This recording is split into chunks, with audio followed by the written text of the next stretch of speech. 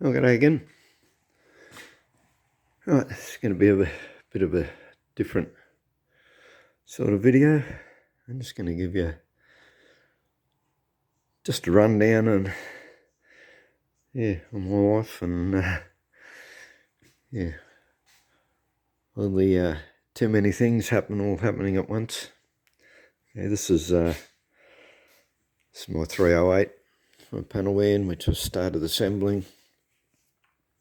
I did the last two videos on this, and this is as far as I've got. The issue that, because I pulled it apart, sent stuff in, got it all reconditioned, everything else has just been sitting around, and before I can put anything on, it's all got to be washed and cleaned. It's all covered in grease and crap, and just give you an example. I don't know if that comes out in the camera. Look at how much grease and shit's on this. That's what everything that came off this engine looks like. And add to that, it's got 3 years worth of dust and dirt stuck to it as well. So it's a rather slow process. And, there's the oil pump, and I haven't completely finished it, but that's like a 2-hour job. Just clean that down, pulling it apart, inspecting everything. 2 hours added to also cleaning the harmonic balancer. I put that through the sandblaster. Stuff that you're going to paint is always good to put it through the sandblaster. It removes any flaky sort of stuff, and it also it comes out non-greasy. The paint's going to stick. Like when I was saying, it doesn't really, you can actually, I don't know if you can see it in there, but there's still like a bit of grease in there. I've scraped it off. I'll go over it. I'll stick back and sandblaster again. But any chunks of grease it won't remove. The sandblaster just absorbs the impact of the sand. But anyway, I've got another issue with that now. Look at the grooves in it. This is lines from where it ran on the seal. So if I put that back on, it's just going to leak oil. And I priced a new one, more money than I got at the moment. So the next options, I'm going to cover that with a what they call a speedy sleeve, which is a very thin tube of stainless. So, but even that's going to have to wait till payday now. That's $30 that I don't have on me right now. So it's going to be a hold up. And I had the heads the heads had only been done up a couple of years before I took it off the road, so I took them back in. I just got them milled, cleaned up, pressure tested. As I said once again, they got 3 years worth of dirt sitting on them. So, and the same here. I took this in, got it welded, got it milled, and then, typical Tasmanian fashion, they didn't do that great a job. Look where it's been welded. That's going to leak like shit. So, it was pretty badly corroded. You can see how much they had to weld, but, surely they could have done a better job than that. So I'm actually going to have to, I'm probably going to have to sandblast these areas first. Oh, that's just grease, that's okay. Sandblast that, and then I'll treat it with some acetone. I'm going to put some epoxy in it, like some quick metal or something, and that. Let it set completely and then file it clean. So that's the story with this engine. Every step of the way there's something I can't just start bolting it together. Everything that's got to be bolted on has to have something done to it. And hopefully the harmonic balance is the only thing now that I actually have to spend money on. And yeah, I've got this come from a junk shop at Wynyard. Come cheap, I think it was $20 or something. And yes, that was a bargain. And then having got that, I then looked on eBay and I got all these cheap. That comes separately. That was cheap too. That was only $20 or something. I think I paid $100 for these. Not that great. A couple little bits of damage in them, but yeah, they look the part. So yeah, I don't know if I've got two lefts or two rights or whatever, but yeah, the thing with these is how they fit in. That's actually the fitting for the PCV, the pressure control valve. So yeah, only one of these will stay on there. Anyway, I'll work that out when I get them on. When I get it back in the car as to which side I remove and put the PCV in. Same with this. This is majorly corroded, and I'll eventually get a chrome one of these, a new one. But for now, when I get some more quick metals, that's what I put on here. I actually cut a little bit off it because it was really bad at the end. I cut about a 1/4 inch off it. But yeah, I'll put some more quick metal on that, clean it up, and yeah, it'll work well enough for now. As I said, eventually I'll probably get a chrome one. Same with the air filter. The air filter was chrome. It's now all rusted to the shit. And I can't afford the $200 for the filter I want. The filter I want's got a permanent element, which is washable. It's a chrome thing. Actually, while we're heading in here, I'll show you when I'm in with the filter. This is the van. Yeah, see that? And I'll put that back on my brand new, nicely painted, clean engine. Yeah.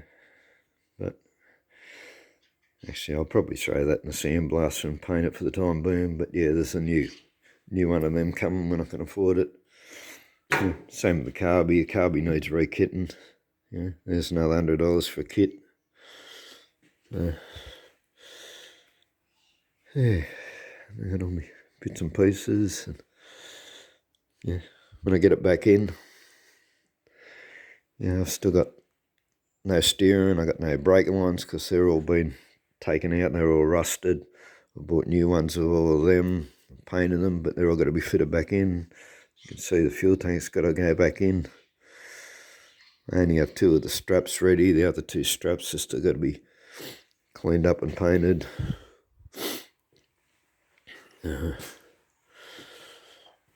Yeah, we've done. These are called plenums. Replace them. If you got one of these model cars, if you got a rust hole here, you'll have one twice the size underneath. So, and yeah, that's sort of how I've done it. It's not really the best way I've done it. I cut it right off around in and then fully welded it back on. Had to patch where the hole was. Not real great. Going to be a bit of putty going into that. But anyway, there's a bit of putty in the rest of the car, so it doesn't really matter that much. But yeah, the best option. Yeah, what I really should have done is unpicked all of the spot welds, taken it off, got a new cover for it, put it back on. But anyway, as I said, it's done now. It is what it is. It's been off the chassis, as other videos have shown. It's all been fully cleaned and painted. I've welded up cracks in the chassis. I've got all new bushes in it. Got new shockies in it, new ball joints. What I don't have yet is any of the tie rod ends. They're all got to be replaced as well. And the steering box is leaking oil, so yeah, I was planning to get a new one, but I don't think that's going to happen, so I'm going to have to pull the steering box apart and replace the seal in it. So, yeah. And I bought 2 Statesman front doors. They got the electric windows and the full chrome. And I find that the driver's one, which I'll show you in a minute, doesn't actually fit. So this one fits alright. As I said, I got holes to weld up in it, so I won't be putting the side strips back on it. Up here, it's a bit rounded, like this door's just sitting there. It's not bolted on, but yeah, the rounded bit is just like a cover on the outside, so it's going to be real easy. Just grind that rounded bit off. So the square door with the chrome will fit fine. The other reason I'm going for Statesman with the power windows and everything is because I've got a Statesman dash that goes in it. I've got Statesman door trims and Statesman mirrors. So yeah, I've gone with the Statesman look. And this isn't what I was planning to make the video about. And, I'll get to that in a second too. I'll this out a bit.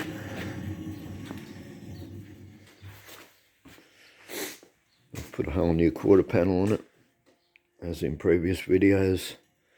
Messed it up a little bit here. And nothing a bit of putty won't fix. The issue here is that I had it tacked on. I didn't have it. It's actually in too far here, and what I was doing, I was pushing it in, tacking it, and then welding me on the inside.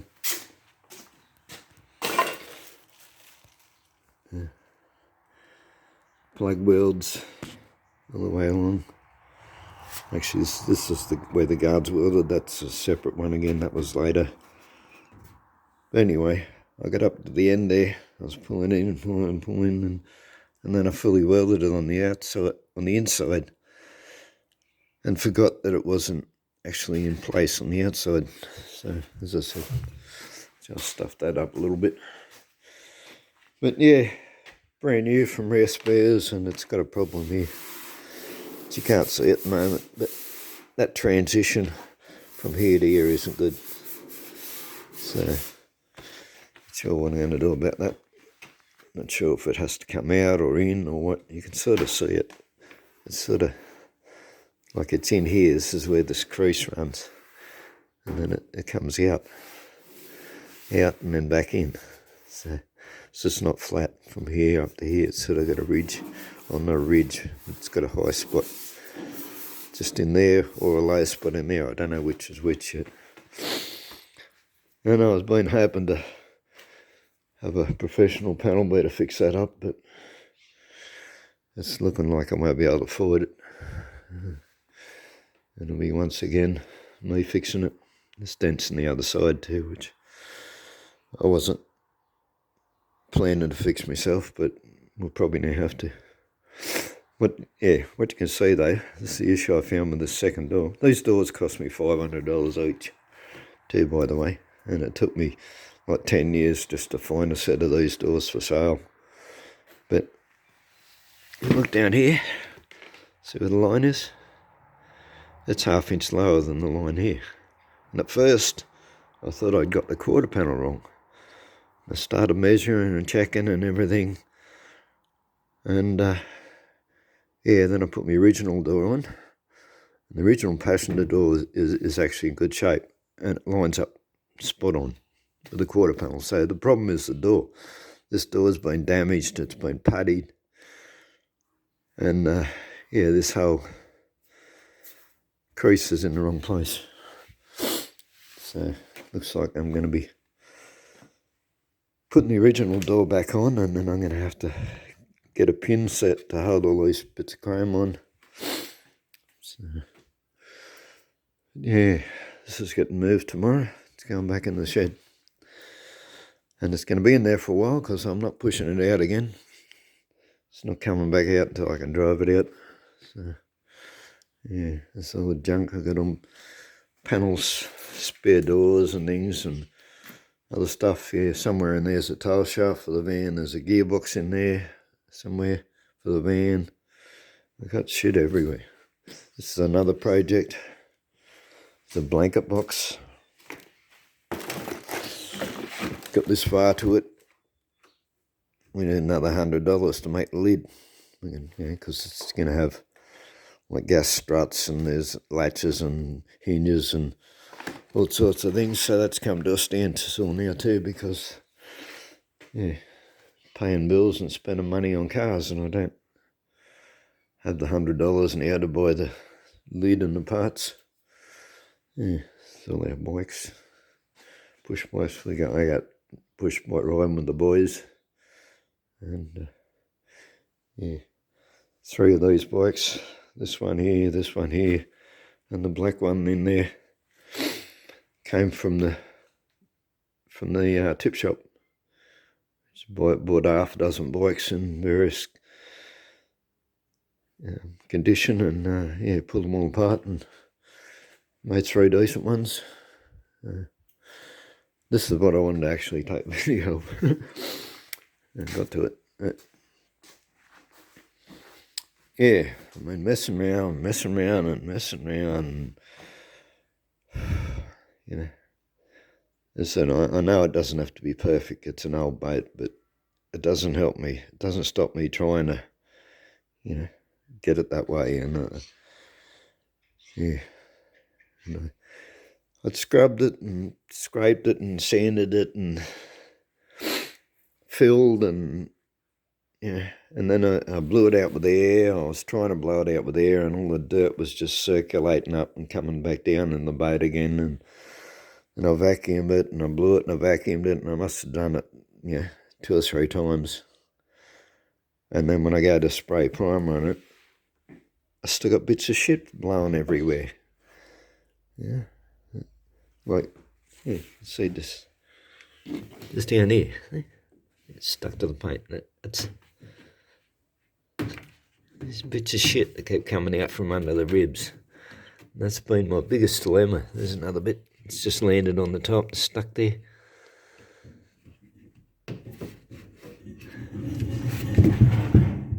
Whoa. Maybe I let it roll in the car then.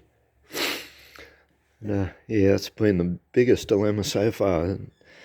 It's just getting the dirt out of it and old bits of flaky paint. But anyway, I've got to the point now where I'm looking at it and thinking, well, stop farting around with it.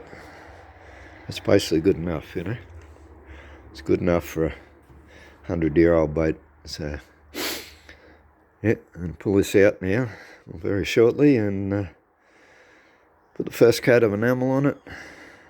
See how it looks. It's one thing with these, you can't really, till you get it in primer, till you get something all in one colour, get a bit of a gloss on it, you can't really tell how it's going to look. You have to get it to this point to know what you can get away with and what needs, further, like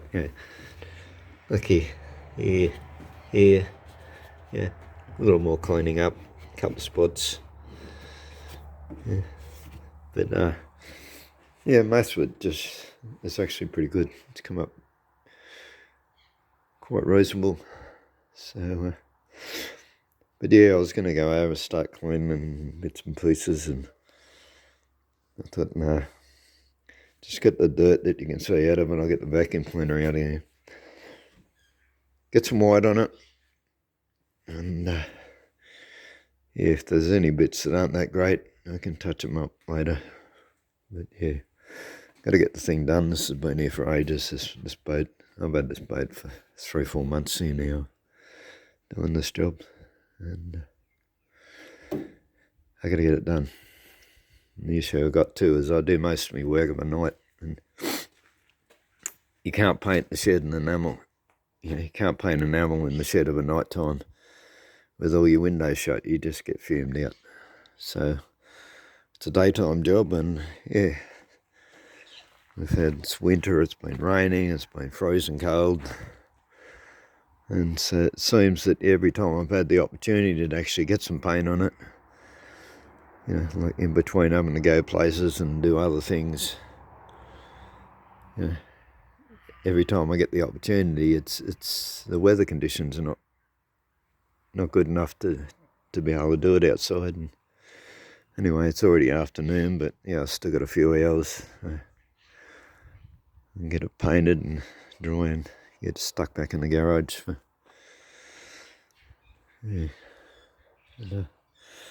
It's another thing. Cleaned all the junk out from behind the shed and a lot of stuff that was in the shed, and I've got to tidy this up. I can't leave it like this. Junk pile happening. Going to the tip. And building racks now. And I'm really short on timber. Trying to find whatever I can find. But, in that spot there will be a rack that most of this junk, when I say most of it, probably only half of it. I think probably half of it I'll go to the tip. And I hate throwing things away though, because as soon as I throw something away, I find a use for it. I go to build something, I think, I got something like that'll fit that, and then no, I don't, I throw it away. So that's what happens every time I throw things away. Like all these little bits of junk. Like this old shackle bracket. Somewhere down the track I'll be building something that'll be just right. Or half of it will be just right for some application. Well, it's got a thread welding on it, already. So this is why I hang on to all this shit, because it's it all comes in useful. And being winter, that's my wood trailer. But being winter, this is another 2-3 days every fortnight. We take the trailer out, we 3/4 fill that with timber. Got bogged last time. I really need to get a winch. I thought about getting a 4-drive years ago, but no, it's just too expensive to keep on the road, tyres and all that shit. So, I mean, this does the job most of the time, but I got stuck last time. But I had a look at putting a winch on the front. I got a good foot between the bumper and the radiator, so I think that's the solution. To get a winch. But as I said, it's a whole day out getting the wood, and then it's another whole day unloading it all, sorting it out. Like all this stuff. There's a whole pile of stuff in the shed. This is rotted, it's got ants, termites, all that sort of thing. You can't stack it up against the house. You don't want to carry it into the house either, because it's dropping a mess everywhere. So, I've got to sort out, what's suitable for the house and what's suitable for the shed. Clean the bark off it, brush the dirt off it. Stack it along here so it can dry properly. So that's 2 full days a fortnight every winter. So, bugs going again. Still don't have the right jets in the carbs, but it's a bit underpowered at the moment, but it's going, it's drivable, so it'll do me for the time being. So, save me running around in my V8 wasting fuel all the time. And one thing I don't do too often, I don't actually show myself. Don't know why I don't show myself. It's probably because I don't know. Don't think you want to see my face, so I don't know what it is. Wouldn't say I'm shy, but just don't think you should find it that interesting, but yeah, I should show my face occasionally. So you can, yeah. So, anyway, that's enough ramble. Almost actually, I'm going to show you something else. I'll tell you. This is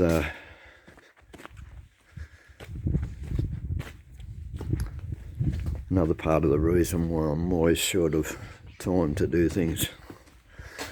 I got 3 kids with disabilities, adult kids, autism, one that needs constant care. This is in my house.